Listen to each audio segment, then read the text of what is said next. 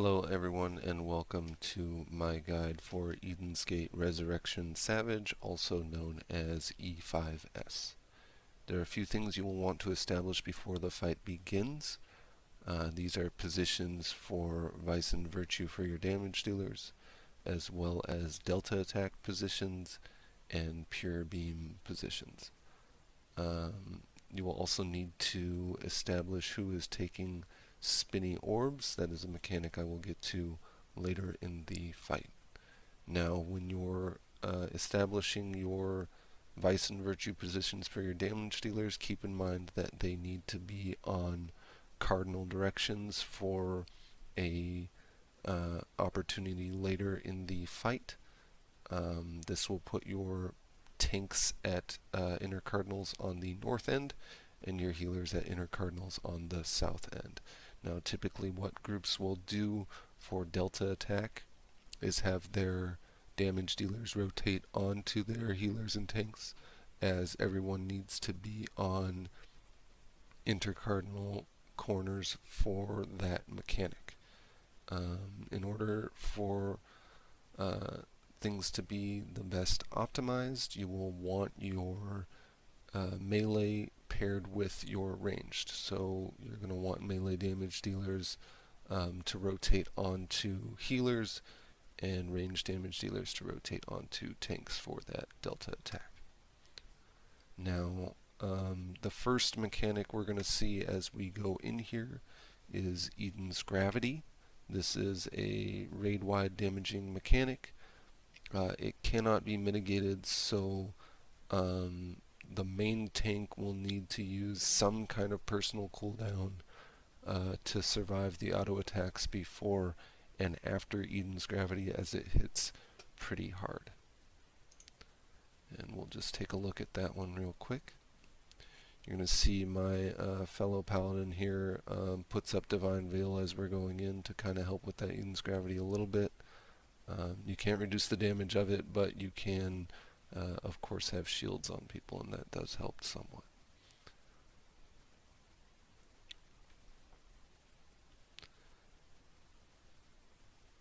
Now, I personally use Hollowed Ground for Eden's Gravity.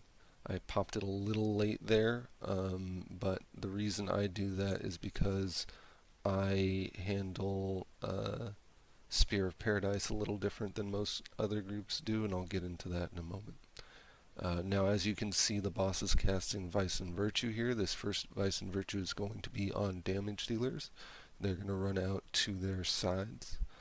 Now, for this first Vice and Virtue, it's not necessarily essential for damage dealers to go to cardinal sides, as their puddles will disappear before it's relevant, but for consistency's sake, you may want them to do that as a habit, as they will need to drop it in cardinal directions later in the fight, and we'll take a look at that. They're going out. And as soon as they're done with that, they're going to come back in. The next ability is Eden's Flair. This is your basic donut mechanic, just get under the boss. After that is Vice and Virtue on tanks. This is a pretty standard tank buster. It's a line AoE, so you have to make sure your tanks are offset from each other and away from the rest of the group. We typically go to max melee range in our delta attack or pure beam locations, and that will keep us from clipping each other. You really do want to make sure you're at max melee, because if you're too far inward, you could get clipped by the other tank. Just need to watch out for that. And there it goes. Next thing is going to be Spear of Paradise. Now, there are a couple ways you can handle this, and this is what I was talking about with the invuln earlier. Most groups will invuln Spear of Paradise. The way it works is its first attack will put a debuff on its target that will increase physical damage taken for the duration, and then the second attack will kill that target if it hits them with that debuff on and they don't have some sort of invuln going. So most groups will invuln that and then provoke afterwards. You do need to provoke regardless of whether or not you invuln it, as the debuff that it puts on you does increase the damage you take from Eden's auto attacks. And because you need to provoke regardless either way, I typically like to provoke during the cast so that invulns can be saved for oh shit moments later in the fight. But either provoke during or after, depending on whether you're invulning it, and it should be fairly manageable. So there goes the provoke. I've shirked him. And you see I didn't even use a cooldown for that. It didn't do all that much damage. Now this Vice and Virtue that's happening here is happens on the healers. They need to drag it to the tanks. It is a prey-like mechanic, as you can see the prey icon there. Remember, due to server ticks, your healer will need to stand on top of your tank for a moment in order to pass it. Don't just run straight through, or it won't register right away. This does require cooldowns, so make sure you're using personal mitigation on your tanks for that. And it also puts a dot on the tank after the initial damage, which is pretty spicy. You can have your healers pre-positioned for this, especially since the Spear of Paradise itself does not cleave.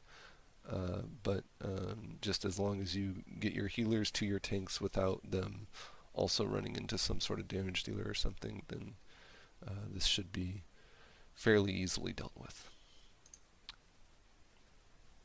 You can see it's about to go off there, and both tanks have properly mitigated it, and we're solid.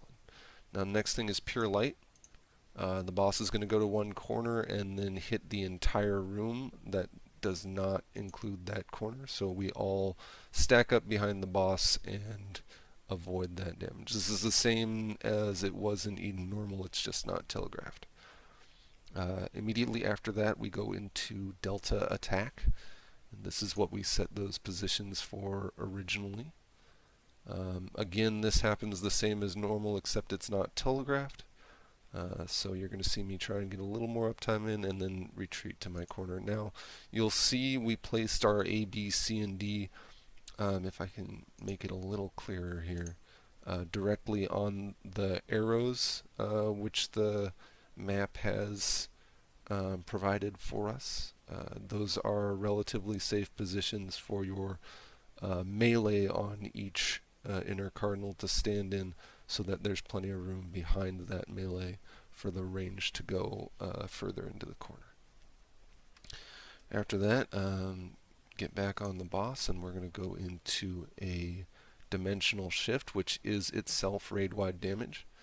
I typically use my reprisal here to kind of mitigate that a bit, and then we're into the dimensional shift phase. First thing that's going to be cast is Paradise Lost. Now the way Paradise Lost works is it chooses your 4 farthest range from the boss targets, and it will do 5 subsequent point blank AoEs on those party members. Now what I like to do is have each ranged person, either ranged DPS or healer, go to their pure beam position, their protean position, and just walk in a circle, a small circle in that position. So if they're located on a corner, they just do a circle in that corner. If they're located on a side, they just do a circle on that side. And as long as everyone's rotating in the same direction, you should not be clipping each other with your point blank AoEs. Some groups will have designated people go to each side so that there's plenty of room for them to run around, but just as long as you keep your little running circle pretty tight, you shouldn't be running into anyone else, and you're going to see us execute that here. So they've baited their Paradise Lost. As you can see, a couple people in that southeast corner were rotating in opposite directions, so they kind of clipped each other a little bit, but they still survived through it. So I'm going to rewind that a little bit. As you can see, while Paradise Lost is happening, the boss has already started casting Pure Beam there. and Pure Beam is going to target the closest target to each of these white orbs and do a line AoE in their direction. So we all need to get behind each of these orbs based on the protean positions we set before the fight started, so that all of those beams go outward, and you're going to see that happen in just a second here. It goes off right as the 5 circle AoEs finish, so that's why running around in a circle is pretty optimal, because you end right where you started. If you start on your Pure Beam orb anyway. So as soon as that Pure Beam goes off, the boss goes to a corner and prepares to cast Pure Light again. Again, just get behind the boss here. And we're all moving back. And there it goes. And then we're going to go into another dimensional shift, which again is raid-wide damage. Now, as a paladin, I like to cast Divine Veil here as soon as the dimensional shift finishes, because we're automatically going to get healed up from that. Anyway, we need to get healed up from the raid-wide damage, so that AoE heal that healers are doing is going to instantly proc the Divine Veil for another raid-wide damage that happens immediately after that. There we go. And Fragger Maximus is the next raid-wide. And then we go into our add phase. Now there are going to be an airship-like mechanic as the adds drop, so everyone needs to get to either the south or north portion of the room. The pattern I've seen is most PUGs typically choose the south here. And just standard mitigation for your AoE damage. You're going to see me pop my wings there.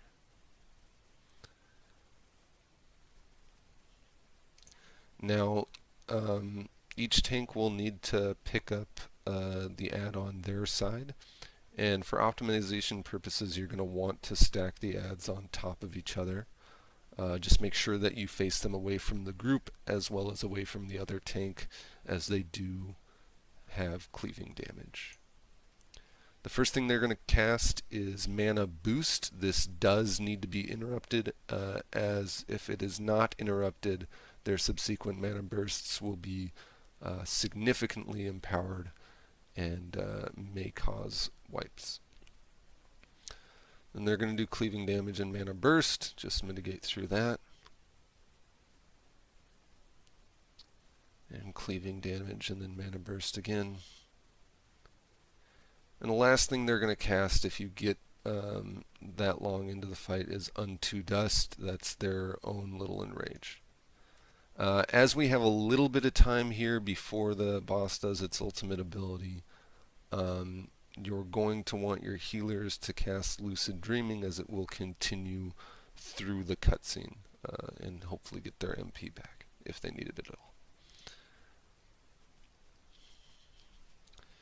And here we go. Same cutscene you've seen in normal, same one you've seen if you ever played Final Fantasy VIII.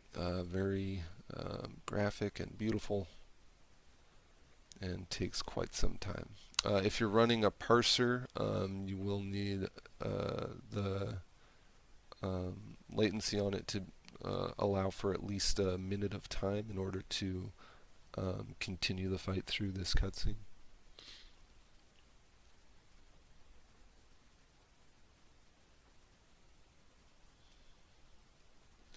And explosions.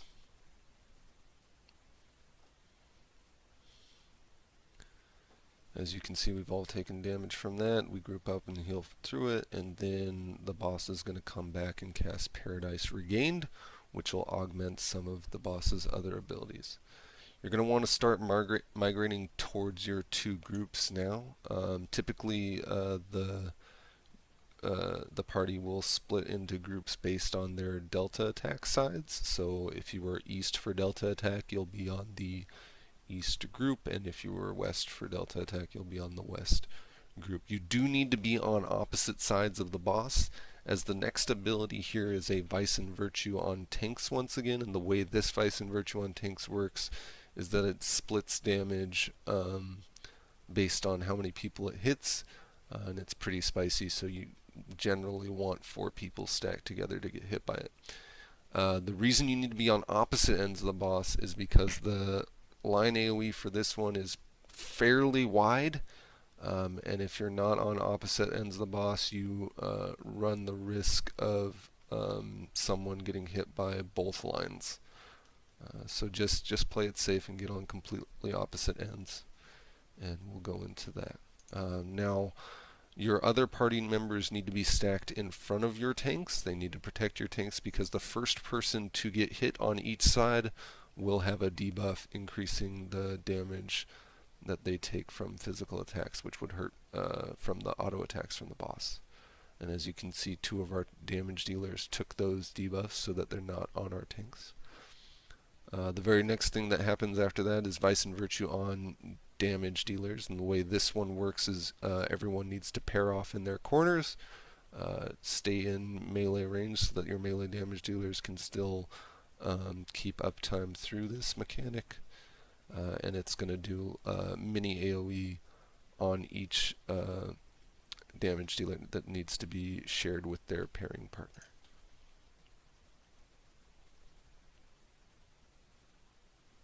And there we go.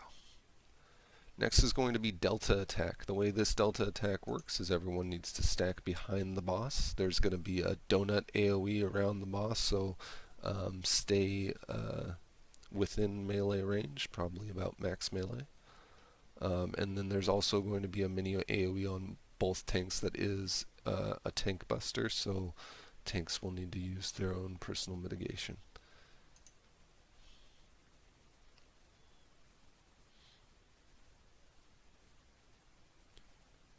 There it goes. And the next thing is going to be Vice and Virtue on healers again. This one will need to pass to a damage dealer, as this one reduces healing done on the target that it hits. It also does a pretty spicy dot that you don't want to have on a tank while they're also taking autos from the boss.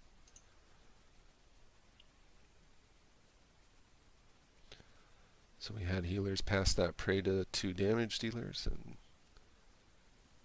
they're going to get hit. There we go. Yeah, physical damage taken up as well, so you definitely don't want that on tanks. Now there's another Spear of Paradise. We split that one just like the one before. And then we're going to go into a dimensional shift. Again, this is raid-wide damage. Alright, in this dimensional shift we have spinny orbs. Now I cannot stress enough that this is what will wipe most groups. A lot of people have a lot of trouble understanding exactly how this mechanic works, so please listen up. Now, the way spinny orbs works is that when their pure beam cast resolves, they will put a chicken foot like set of 3 lines down in the direction of whoever was closest to the orb.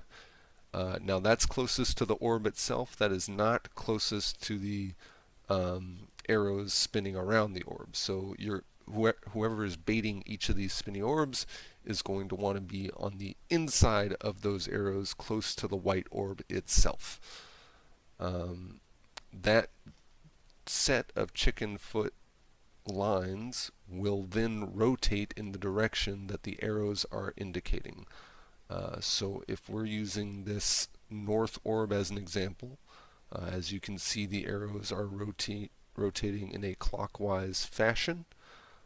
So someone is going to need to stand on the west side of that orb, or somewhat northwest, so that when the chicken feet go out, they continue to rotate clockwise off of the map. And that's the goal for each orb, is to have those lasers rotate in whatever direction the arrows are indicating off of the map.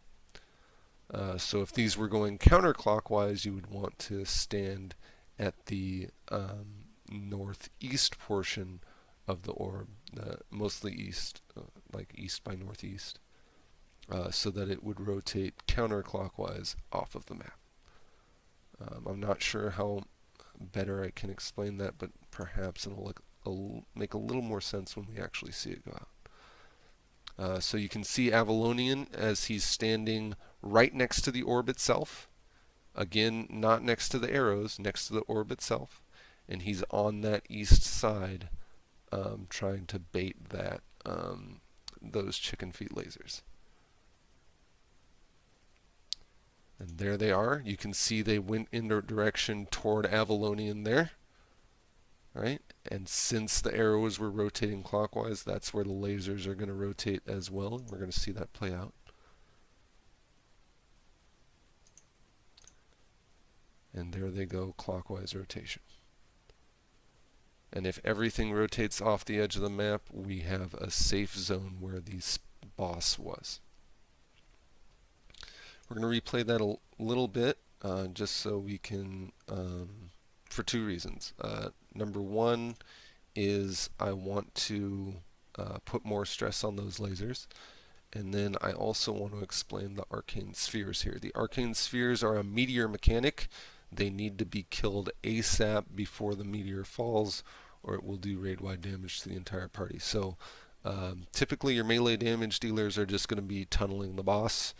You can't really rely on them to damage these Arcane Spheres, but luckily they don't have that much health as long as the range damage dealers and healers and tanks throw a little bit of damage to each one.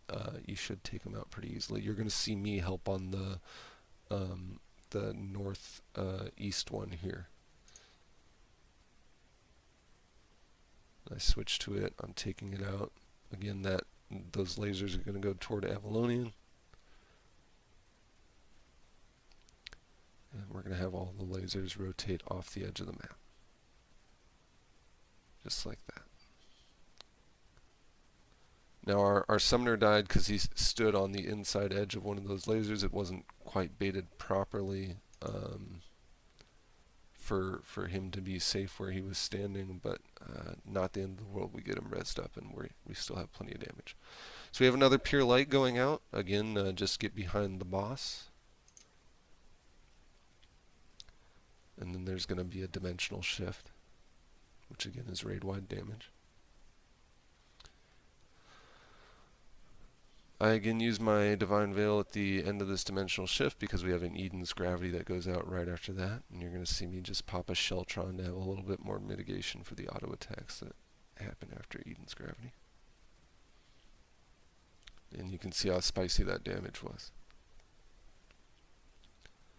So Eaton's Flair is next here. We're just going to get in.